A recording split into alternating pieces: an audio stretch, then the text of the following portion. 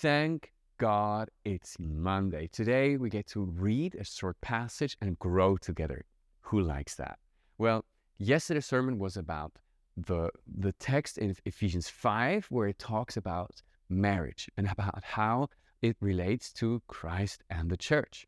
It says here, submitting to one another out of reverence for Christ. For example, how do we submit to one another? Wives, submit to your own husbands as to the Lord. Husband is the head of the wife, even as Christ is the head of the church, his body, and is himself its Savior. Now, as the church submits to Christ, so also wives should submit in everything to their husbands.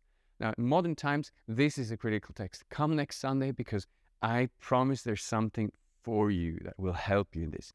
And then it says, husbands, love your wives as Christ loved the church and gave himself up for her that he might sanctify her, having cleansed her by the washing of water. Now, before we get into the washing part, what marriage is, in essence, is covenant love.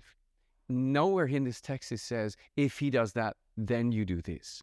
Nowhere it says, if she respects you enough, then lay down your life. It says, husbands, lay down your life. It says, wives, submit. Like, what is harder, giving up your ego or giving up your life? It's the same thing, as in essence, right? It's no matter what, I do. That's what you do at a wedding. You say, I do. It doesn't say with a 30-day return policy.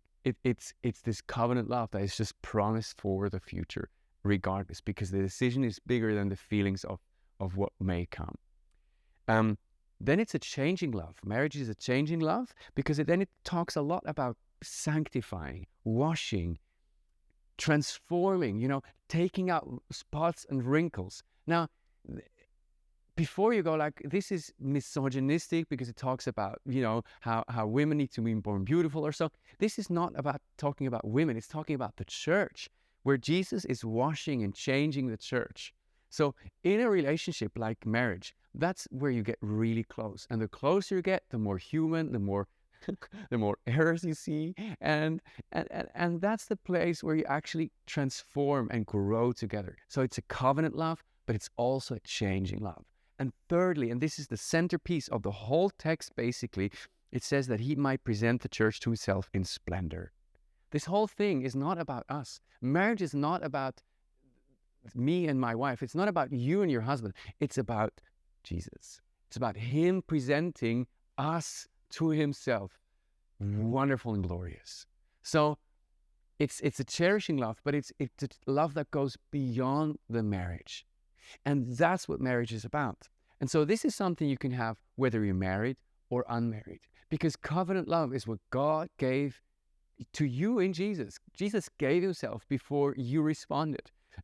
It's a changing love because it changes you from the inside. It sanctifies you. And it's a love that cherishes the church, cherishes you. It says, I see you without spots or wrinkles. I see you perfect.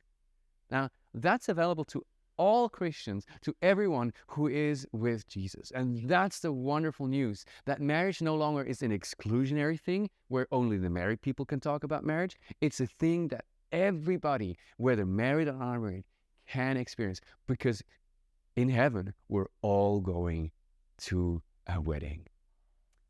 Oh, now application. What can you do? As a Connect group, why don't you read this text? Look at those functions. Where do you see covenant? Where do you see change? Where do you see cherishing? Those three things. And talk, if you're married, how is your marriage doing? Do you have those elements? Is one of them severed or broken? Does it need mending? Does it need fixing?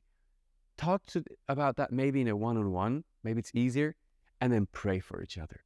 If you're in a setting where you're all by yourself, find somebody to talk about this text and grow together in community. God bless you guys. Have a wonderful week.